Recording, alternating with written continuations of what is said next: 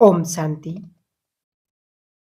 आज बाबा के मुरली में बाबा के अनमोल महावाक्य हम सभी ने सुने और साथ ही साथ बाबा ने अब समय के हिसाब से बाबा भी चाहते हैं कि हम अपनी स्थिति को अवस्था को ऐसी बनाएं जो नेचुरल तपस्या हमारी होती रहे, क्योंकि यही तपस्या ब्राह्मण जीवन के अंदर हमें आगे बढ़कर ऊपर की ओर उठाती है या हमारे पुरुषार्थ में तीव्रता लाने का आधार है। तपस्या और एकाग्रता दोनों का आपस में बहुत गहरा संबंध है, बहुत ही डीप कनेक्शन है। जब ये शब्द हम तपस्या सुनते हैं तो और कोई भी भक्ति मार्ग में जिन्होंने तपस्या की उनका यदि स्वरूप सामने लाएं तो तपस्या में क्या नजर आता है। मान लो हम कि ध्रुव के बारे में बात मानते हैं, जानते हैं कि ध्रुव ने बहुत ही गहन और बहुत ही पावरफुल तपस्या की। तो उस तपस्या के अंदर ऐसी कौन सी बात सामने आती है जिसको स्थूल रूप में ना लेकर के सूक्ष्म स्तर पर हमें भास करना है। तो सबसे पहले जो ध्रुव ने तपस्या की तो उसमें क्या था, क्या कहेंगे? क्या था उसकी तपस्या में? दृढ़ता, एकाग्रता थी। तो वास्तव में सबसे पहले तपस्या के लिए चाहिए एकांत। इसलिए दुनिया में भी तपस्वी हो गए हैं कई, तो वो भी तपस्या करने के लिए एकांत में या जंगल में चले जाते। एकांत और एक नाम ही, एक मन को लक्ष्य दे दिया कि कुछ करें, कि ये तपस्या के द्वारा मुझे ये चीज अचीव करना है और उस लक्ष्य को पाने के लिए एकांतवासी होना है। यानी जब तक हम न्यारे नहीं होंगे तब तक हम तपस्या नहीं कर पाएंगे। तो न्यारे होते हुए भी एकांत में अपने आप को ले जाना और एकांत माना एक के अंत में समा जाना, यानी एकानामी हो जाना। एक लक्ष्य की प्राप्ति के लिए अपने आप को बाहरी सभी बातों से अलग कर लेना है। तो बाबा भी हम बच्चों से कहते कि बच्चे हर बातों से एकांत होना बहुत आवश्यक है। बाबा ने कहा बच्चे न्यारे बनो, क्योंकि तभी तपस्या होगी। और एकांत में चले जाओ। एकांत में जाने के लिए आवश्यकता है सबसे पहले अंतर्मुखता की, क्योंकि तब तक हम एकांत में नहीं जा सकते। जंगल में तो नहीं हमें जाना है, सबके बीच में रहते हुए हमें वो प्राप्त करना है। तो उसके लिए अंतर्मुखी होना बहुत आवश्यक है। अंतर्मुखता जब ये शब्द सुनते हैं तो बाबा की मूल्यों के अनुसार तीन बातें सामने आती हैं। एक तो बाबा कहते अंतर्मुखता की गुफा में चले जाओ। दूसरा बाबा कहते कि अंतर्मुखता माना अंतर ध्यान हो जाओ। और तीसरा बाबा अंतर्मुखता के लिए कहते हैं कि सागर के तले में चले जाओ। यही एकांत प्रदान करता है। अंतर्मुखता की गुफा हमारे लिए कौन सी गुफा है? अंतर्मुखता की गुफा कौन सी है? तो हमारे लिए अंतर्मुखता की गुफा है कि अंतर्मुख कहा, यानी कि मुख पर हमारी इंद्रियां हैं, बोलने की शक्ति, सोचने की शक्ति, सुनने की शक्ति, देखने की शक्ति, जो पंच इंद्रियां हैं। यानी इन हमारी इंद्रियों को अपने अंदर कर देना। जो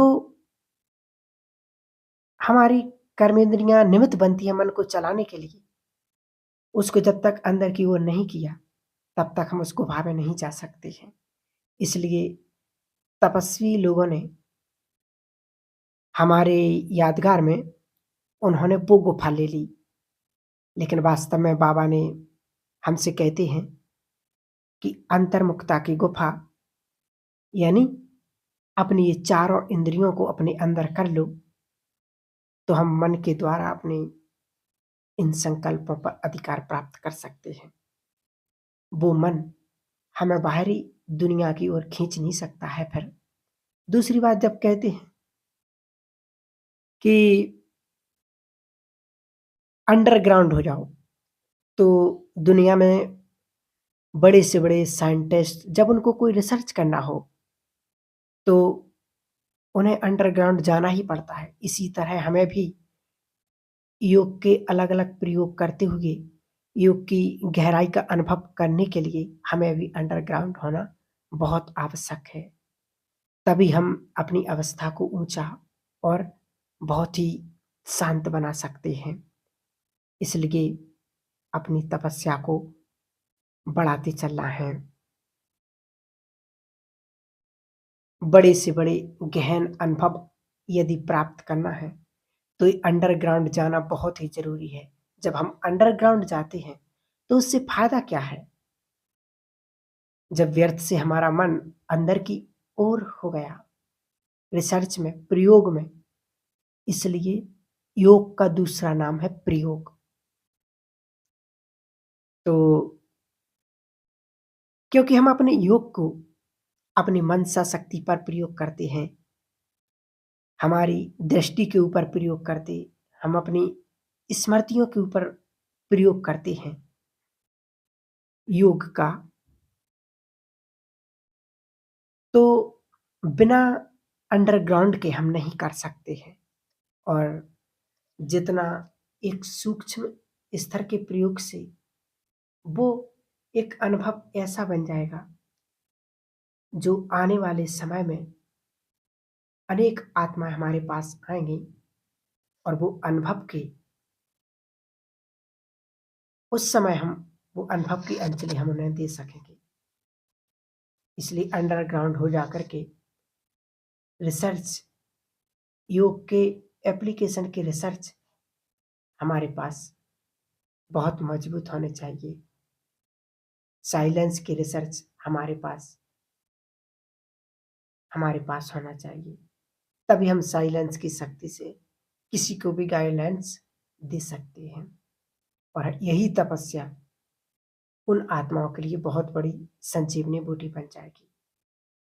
तो जब हम रिसर्च करते हैं और जो हमारी रचनात्मकता है, आज हमारी बुद्धि एक रूटीन में आ गई है, जो रेगुलर में हमें सेवा करनी है, कर्म करना है, कर्मयोगी बनना है, उस पर है।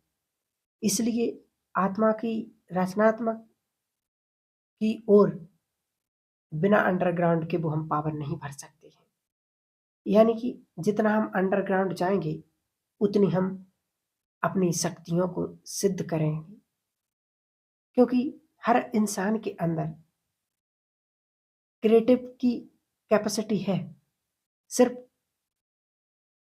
टैप करके बाहर नहीं निकाल रहे हैं। इसीलिए वो बाहर नहीं आ रही है। यदि कोई भी व्यक्ति हो दुनिया के अंदर, उसकी क्रिएटिविटी जब तभी बाहर निकलती है जब वो अंडरग्राउंड गई उस तपस्या में, क्योंकि उसमें कभी फेलियर नहीं होता इंसान।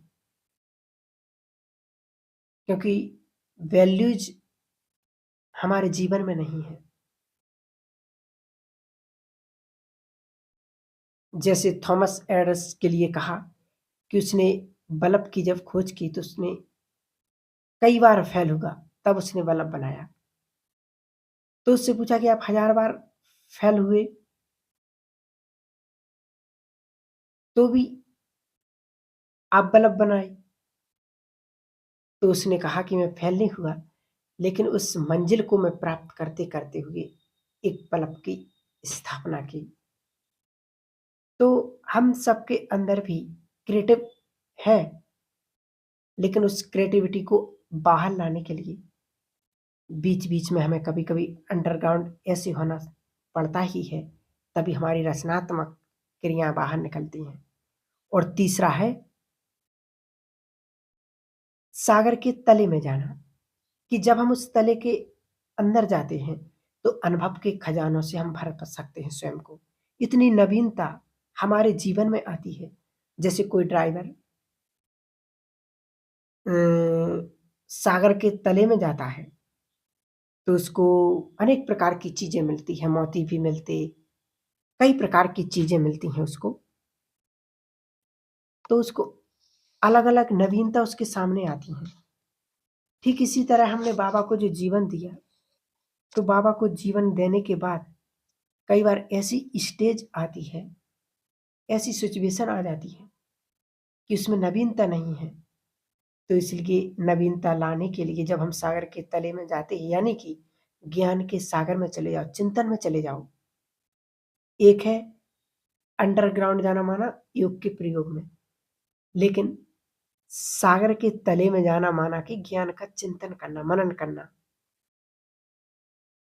तो जब हम उसका मनन चिंतन करेंगे कि उस ज्ञान को हम किस तरह से यूज कर सकें,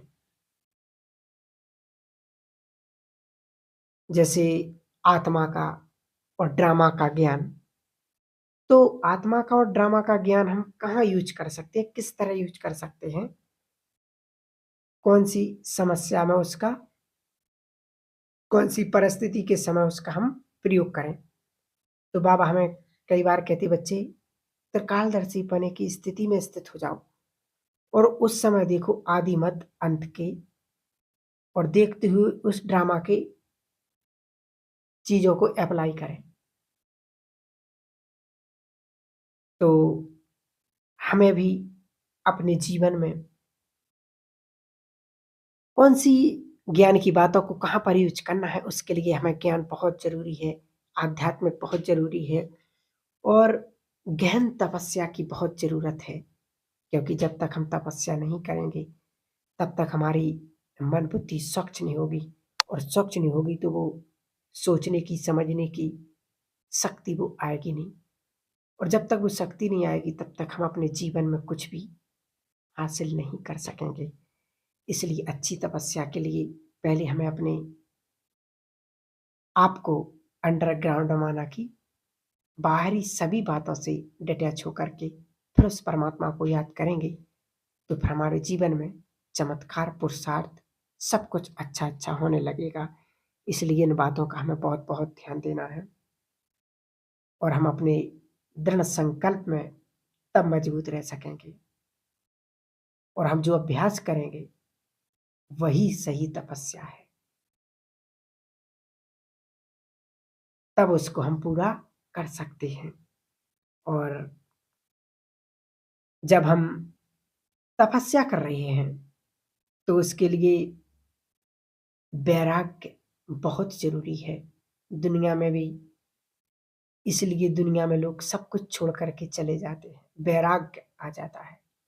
उस लक्ष्य को पाने के लिए वैराग्य, हमें स्थूल रूप के वैराग्य की बात नहीं है, लेकिन बाबा ने कहा कि तुम्हें बेहद के वैराग्य व्रति को धारण करना है, तभी सही मायने में हमारा पुरुषार्थ संपन्न होगा।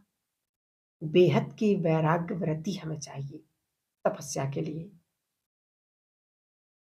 तो इस बेहद की वैराग्य की व्रति को हमें अपने जीवन में अप्लाई करना बहुत बहुत जरूरी है, कि किस तरह हमें अपने जीवन में स्वयं की स्थिति को देखना है, दूसरों की स्थिति को नहीं देखना कि सामने वाला क्या कर रहा है, क्या नहीं कर रहा है। क्योंकि हमारी स्थिति हमारी सबसे बड़ी फाउंडेशन की मजबूती है।